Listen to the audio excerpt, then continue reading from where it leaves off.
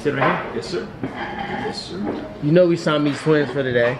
Say what? So you know we Siamese twins for today. All right, Jay, go ahead. All right.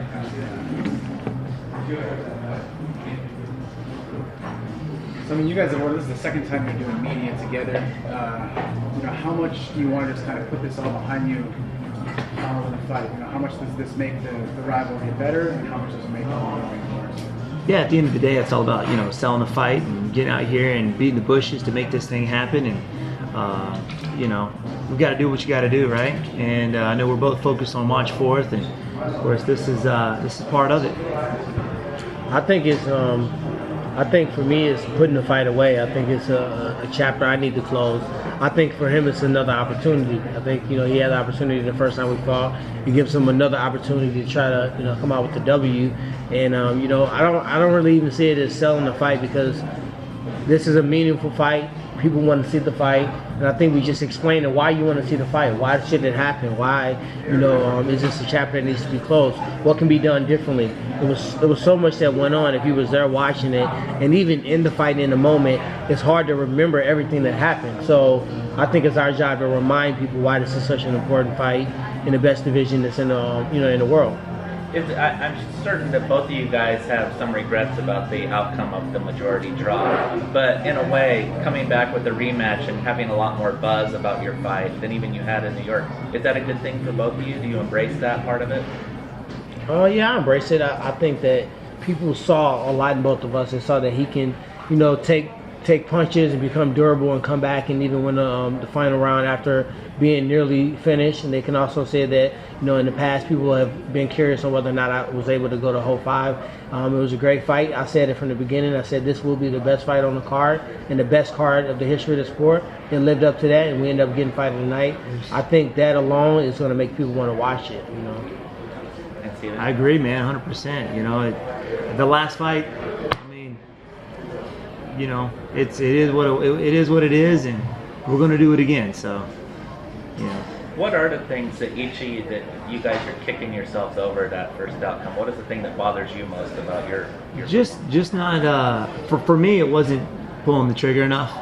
You know, a little hesitant during the fight, but you know, I got some things got to go back and work on, and you know, after the fight, we went back and watched with my coaches, and they were kicking my ass, trying to, you know, figure out what was going on in my head when I was out there. So just get out there and pulling the trigger. You know, I think for me, you know, there's several things I can do a lot differently in the fight.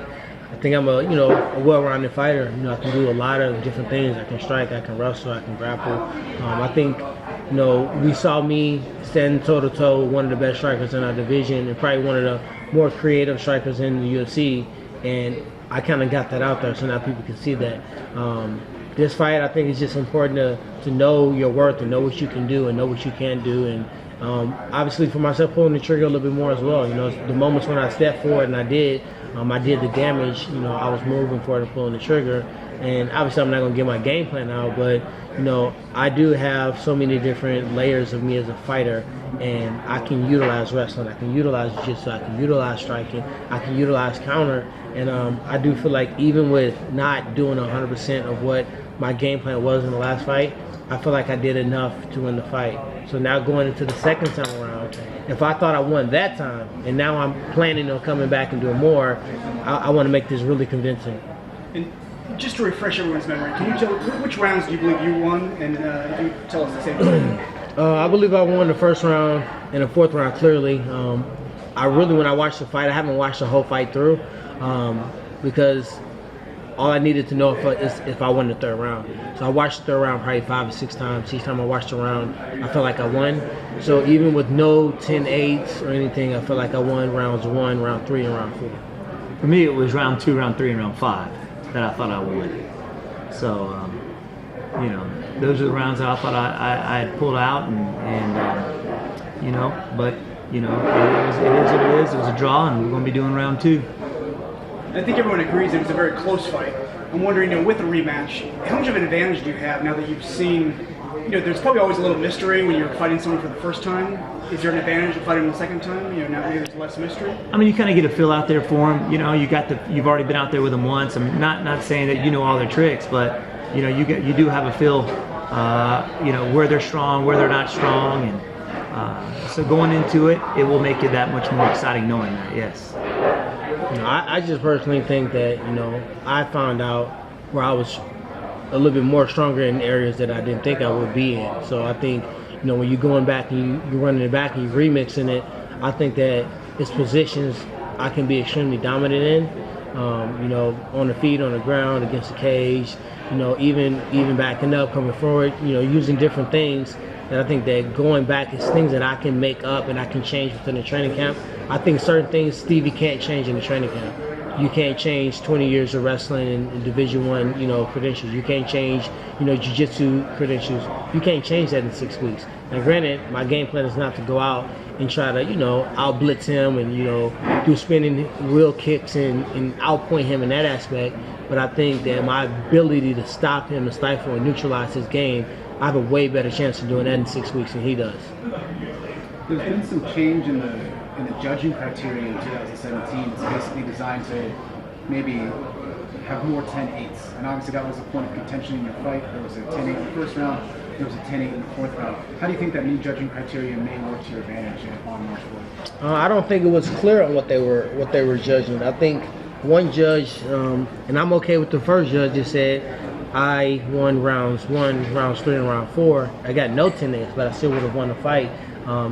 One judge gave me the first round, and when you guys saw the fight, I think I was a lot closer to finishing the fight in the fourth than I was in the first. The other judge flip-flopped it. He gave me the one in the fourth round. So I think that our sport in general, we need to get better, aligned on what we're seeing and what we're judging. I think the judges and I think the fighters, they need to have a conference that this is what we're looking at, this is what we're scoring. I guarantee you, if we knew a clear-cut, example of what we're being scored and what's, the way we should fight, I guarantee you people will train differently and fight differently. So I don't like the new rules. I don't like the new judging. You don't have the first set of rules in the first set of judging down pat. So how are you going to keep implementing, keep changing? I think it's going to cause a lot of confusion and shit. Yeah, I don't even think about it, to be honest with you. Just go out there and obviously I didn't put enough into it to try and get that W at the last time, but especially when you're out there fighting the champ, you got to go out there and just give it all you got, and not leave it up for the judges. And in the first fight, leading up to it and during it, there was even some sort of comparison of your actual genetics. People questioned whether Tyron could go the 5 rounds against muscle mass. And there was talk about the guillotine was so deep that maybe your neck was thin enough to, the little peanut head popped out the damn choke. Out of it. What attribute of your opponent do you covet most that if you were able to have that yourself, just on a physical attribute? He's got tremendous strength, man. He's got a lot of strength. You can feel that, in that first round, being on the bottom. He's a very strong opponent, especially in the clinch positions. So his strength, man, he's a strong dude.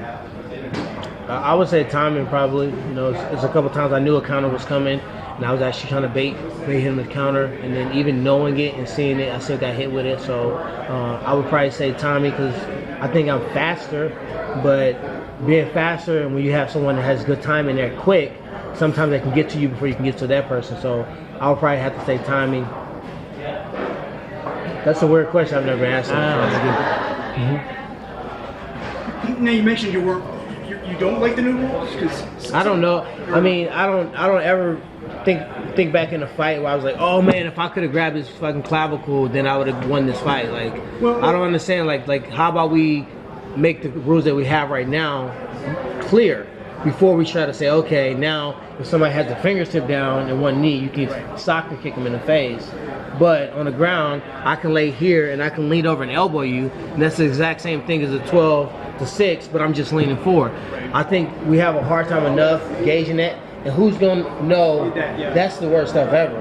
Like, now if you poking somebody in the eye and it's a complete foul, some guys do that to get a break, like no crap. But if I'm used to boxing and parrying and catching, and somebody come forth and I'm like this, that technically can be an immediate point. And how do you judge that?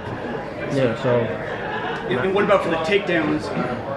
You won't score unless damage is actually taking him down, getting the mount isn't enough. You actually have to inflict damage. Is that change? Once again, what's damage? Like, what are you scoring? Are you scoring on damage or are you scoring on point?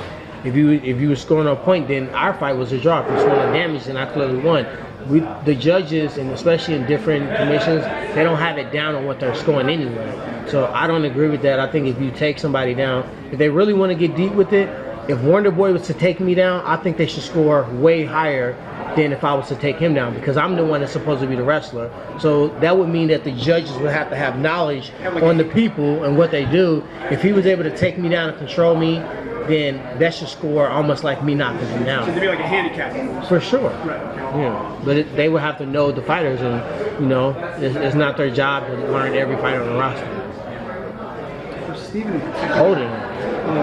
prior to UFC 205, you had referenced your fight with Johnny and your reference your fight with Jake, saying that you fought guys with, coming from a wrestling background. What was it about Tyron in particular that surprised you that you couldn't? I guarantee his mind changed now, though. What was it about his style of fight that you couldn't implement the same game plan now did against the other wrestlers? He's explosive. He's a very explosive fighter. Not just with a very strong wrestler, but his timing also with his right hand. He's very good at timing with that right hand. He hit me in between punches. His clinching strength. I mean, he was a powerful guy. You know what I mean? And that's what surprised me most, especially in those clinch positions, was how strong he was. Was it your timing of both of you, which made you both said you wish you went first. You didn't hold back so much. Was it because of the timing? You guys were so hesitant of each other?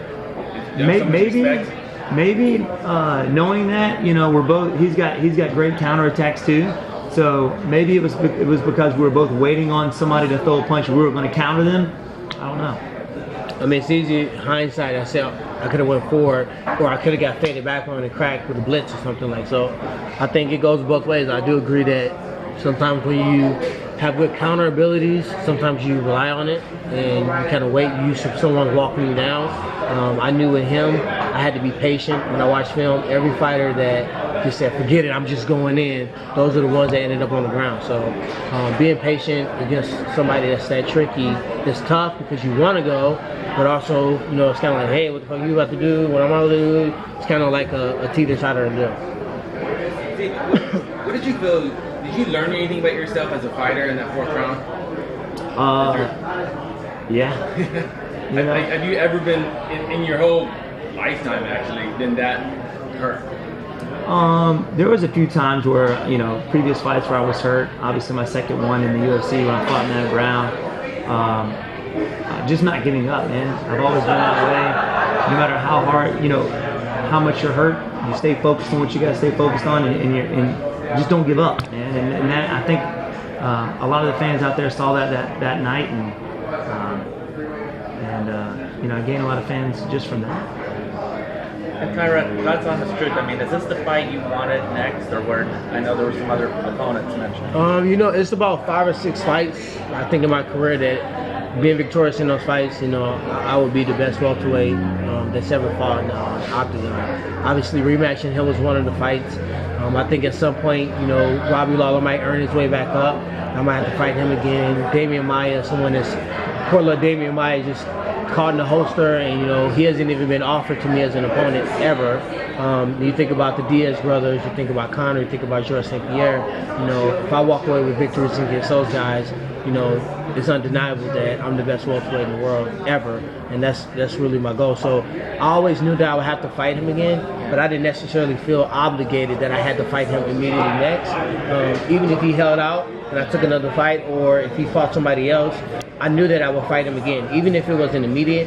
He's a high-level guy, got there for a reason, so he would probably beat another person to get there. I knew I would fight him again, but I didn't necessarily feel like I had to fight him then. Why did it not happen with Nick? That's a good question, man. You guys need to talk to UFC about that. I think that's I think it's a missed opportunity for UFC 209. It's a huge marketing push. He's somebody that's a legend in the sport. I think he's the all-time top 5 welterweight. Someone that I saw a lot in Strikeforce. He was always on my lens to compete against. And it was more of a respect thing that I feel like someone that's done that much for the sport, now that we get to a point where the platform is higher and the paycheck can be larger, he probably should, been able to fight. So what, given all the various options you laid out, what made you decide that going straight to the rematch was the right choice right now? Well, you know, I had committed to fighting Wonder Boy already, and then some other options came in, and I'm like, man, some stuff I didn't even think about. And I actually was low-key pissed at Wonder Boy because I was trying to pump out my Champ Life video, which you guys need to check out on YouTube. I was planning on pumping that all weekend. Then on my podcast, I was going to announce I was fighting Wonder Boy, but he jumped the gun and posted out the bout agreement. So then we just kind of rolled with that. But needless to say, we in here, we're doing it again. So even though you were still saying you wanted to fight maybe O'Connor or someone else, you knew by that weekend I knew I was fighting Wonder Boy, and what I was doing was, you know, I had some, no, not creating drama. It was already there, but you know, if I got some good footage and some good video of me and Bisping having an organic little spat in the back after me and Wonder Boy fight, maybe someone would be thinking ahead like, hey man, maybe they can fight, you know, against Bisping. So. And you obviously like the super fights. You know, they're typically a bigger payday. What do you think of super fights? If you one day if you get the title, is that something that you would also consider, or definitely. do you believe the next person in line should get the title? Well, you know, for me personally, and I, you know, it's you defend that title a few times, you know, earn it. It's always different until you get this. Yeah. I had that same talk until I got that, and you watch everybody that's not the champion making 3 or 4 times the amount of money as the champion. It's really distasteful for the sport. How are you gonna say the world? Sorry to cut you off too. That's the world champion, the best fighter in the world. How do you have a super fight for people not even fighting in their weight class make 4 or 5 times the amount of you? That's embarrassing. You don't see LeBron James making quite a bit less than somebody that wears a flashy suit and talks crap and didn't even make it to the playoffs. So you know that's where we are. Sorry to cut you off. For me, yeah, that was it. Just earn that fight. Speaking of money, has anything changed with your contract status with UFC now that you've defended the belt? No, I got a new contract before I fought Wonder Boy, so it was something I was comfortable with. So whoever my next opponent was, I was cool fighting on that current contract. Obviously, if I fight somebody else that they're going to be making like a lopsided amount of money, we'll have to sit down and figure something different. I'm fighting Conor, and I know he's about to walk in with a $3.5 million purse. You know, we got to see what percentage of that I should be getting paid. So for this particular fight, I think my existing contract is, you know, what it should be. You're satisfied? Yeah, for sure. Speaking a little bit off the fight, you released a video a couple days ago, I think celebrating Martin Luther King. Yeah. Right. Have you done that every year, or did you feel it was important this year in particular? I feel like subconsciously I always address it. I always think about, you know, the freedom fighters that fought for our freedom. I always think about, you know, people that sacrificed for us. At the time when Martin Luther King was doing that, he didn't know he was going to be Martin Luther King. He was doing it because it was right. And we all too often forget, as fighters and celebrities or whatever you want to call us, we got an obligation to really point out stuff that's just completely wrong. You know, Muhammad Ali did it best. He said, I might lose some money in this, I might sit out for a year or two in my prime, but this is right. And that's why people remember him. And I just made, you know, I made a vow to myself that this year, if things are unjust and things that aren't true and things that are, you know, racially driven, I'm not going to be quiet and not speak on it. You know, I'm going to be honest. In the past, I was like, hey, I don't want to speak on certain issues because the second I say one thing about race, then I'm race baiting, then I'm, oh, Tyron's pulling the race card. But if you really think about it, what is a race card? The race card is that the man held me down and I had unfair, you know, circumstances, and now I wasn't able to be successful because someone held me down. What do you think this is? This is not me being a victim. This is not me making an excuse. This is me making a way out of no way. This is me rising above my situation, and that's what people need to see. That's what kids need to see. That yeah, you might live in a impoverished environment, but that doesn't have to be you. You know what I mean? It doesn't have to be you. So I put that video out, and I'm not going to wait till February 28th to do some things for Black History Month, because it is true. I do get, and if I show you the tweets and the stuff on my phone from like fans, you know, complete hatred, complete race, and granted they're hiding behind a keyboard, but if we want to act as if race in sport doesn't exist, some people really want to, oh, it's 2017. Nobody's racist. Nobody says that negative stuff to you. Nobody thinks that way. Nobody discriminates anymore. You know, we have a black president. that's not true. That's not reality. You know what I mean? I have walked into Tom Ford and someone looking at me like, "What you doing here? You can't afford nothing in here." Well, technically, I kind of can if I want to, but that's our reality, and people are subconsciously make those preconceived notions about you before they even know you. Have you seen the movie Hidden Figures? I did. Yeah. I just watched it last week. Great movie. Yeah. Great movie. Did you have a powerful voice, such a powerful voice, and obviously when you look around arenas at UFC fights, the UFC could be a lot more diversified. Do you want to? Can you do some more to really get that message out there and try to bring more people into this audience? I mean, for sure, I'm doing it myself. You know, certain athletes in our sport, they show that the UFC or they show the fans that they're marketable. And what happens is the UFC gets behind them. They help push them. You know, I'm a husband. I'm a father of 4. I'm an entrepreneur. I'm a gym owner. I'm an actor. I'm an analyst. I'm a stuntman. I'm a Christian. Every avenue you can take it, I have those layers. I grew up in Ferguson. I grew up in gangbanging. I was in a family of 14 in a 4-bedroom house, complete dysfunction, and I made a choice to be successful. What is there not to market? I fight like hell. I'm built a certain way. I've never taken a performance enhancement drug in my life.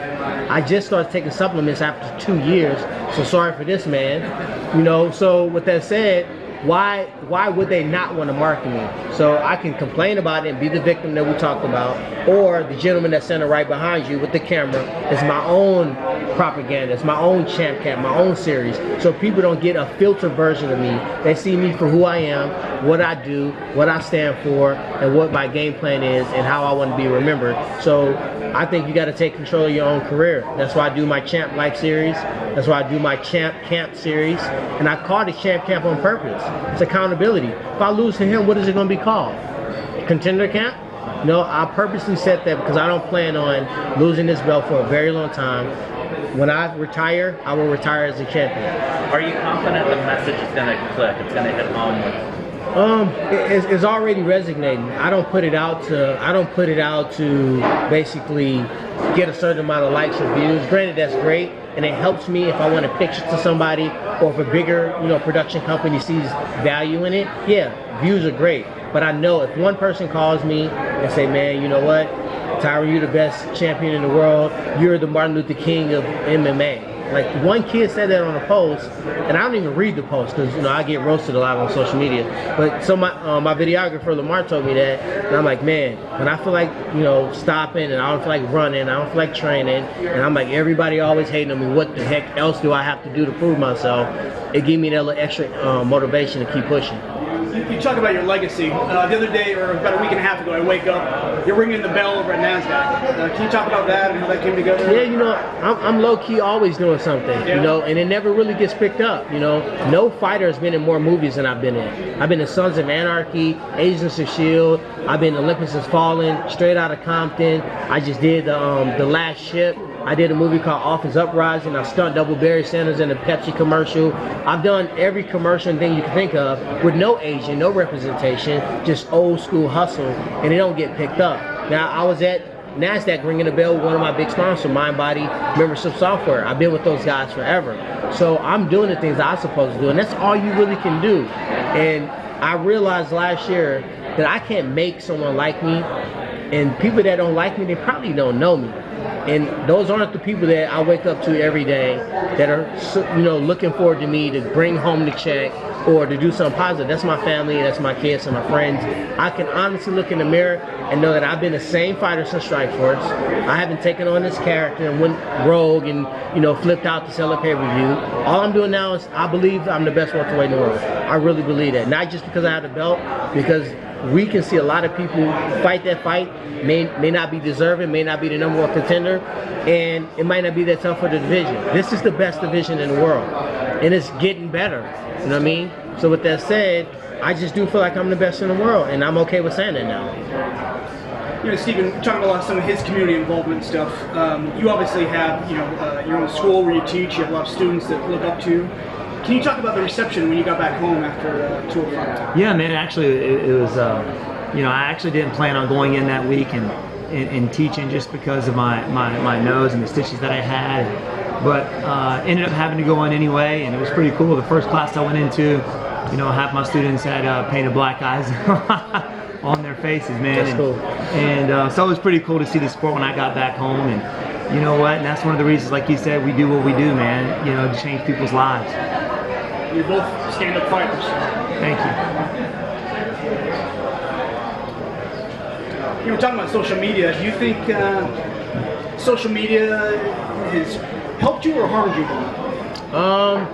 It's helped me because when I'm doing social media, I'm my own filter. I put out what I put out because that's what I feel, and sometimes I might need to give a couple more seconds of thought before I post it out. But in general, I usually, you know, filter myself, and I'm not putting it out because I want to please you. You know what I mean? You're never gonna please anybody. There's so many people who have a PhD in teaching you how to be a champion. You should defend against all these people first. So no, you should never fight this fight, and you don't deserve this.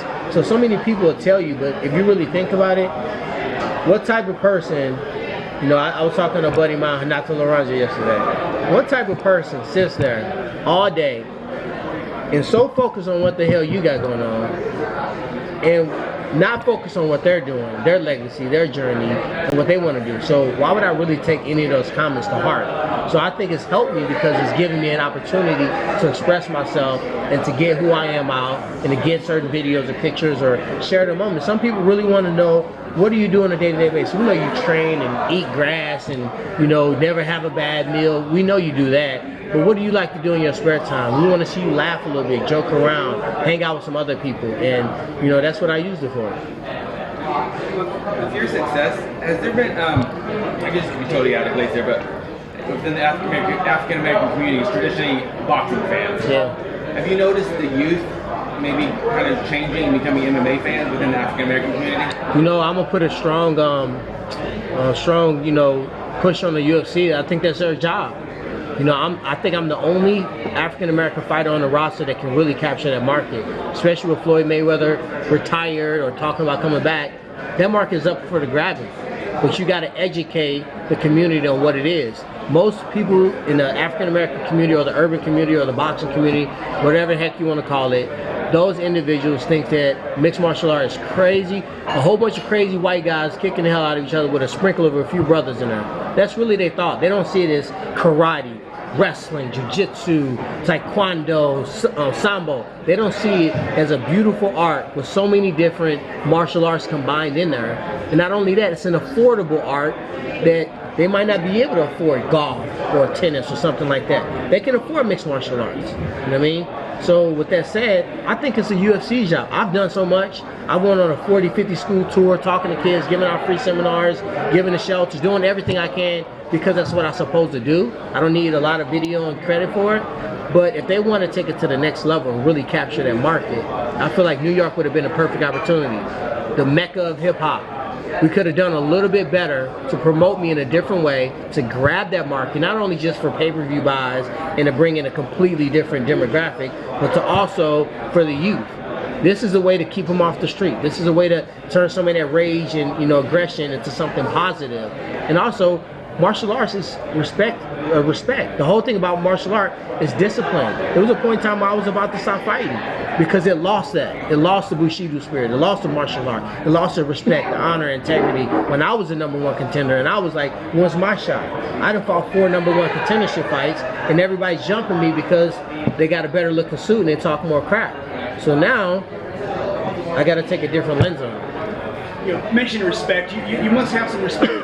I don't want to put words in your mouth, but for Steven, you know, he comes from a very traditional style. Yeah, I have respect for Steven because he's a true martial artist and true student of the game. I've always respected him, but the thing people don't know about me is I'm not just this fighter that just goes out and swings the right hand. I knew Steven was going to get to this point. He'll tell you, I had conversations with him and his dad when he was about to fight Ellenberger. I saw Steven, I saw Brandon Thatch, I saw Gunnar Nelson, I saw Neil Magny. I wasn't even the champion yet. As I'm chasing down the top dude, I already feel these guys breathing down my neck. He's just the one that took it to the next level. You know what I mean? Those other guys had their opportunities. They was right in the mix. He took it to the next level. So he never got here and took me by surprise. Those are the guys I watch. because those guys had the biggest up curve and they can change the most. Matt Brown was going to be the same Matt Brown. Robbie Lawler was going to be the same Robbie Lawler. Carlos Condit was going to be the same Carlos Condit. Damian Maia is going to be the same Damian Maia. None of those guys are going to change. They're the fighters they are. So why would I waste all the time studying these guys when you got these up and coming fighters that can bring so much more to the table? Okay, why don't we break for a couple of quick pictures? Food's starting to come out right now. Cool. Oh, y'all gonna do us like that with that fried chicken? You stand up, too. They got some fried chicken here because it's a brother with the belt. I'm putting it out there. It's a conspiracy. And he gonna eat some too. So we both get it. No unfair advantages. We both finna get down. Right next to each other here.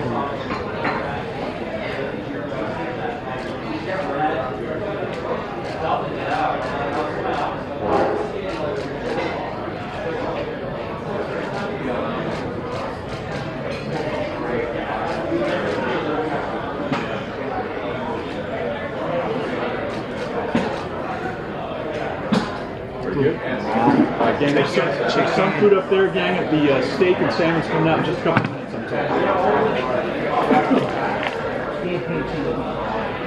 See, what?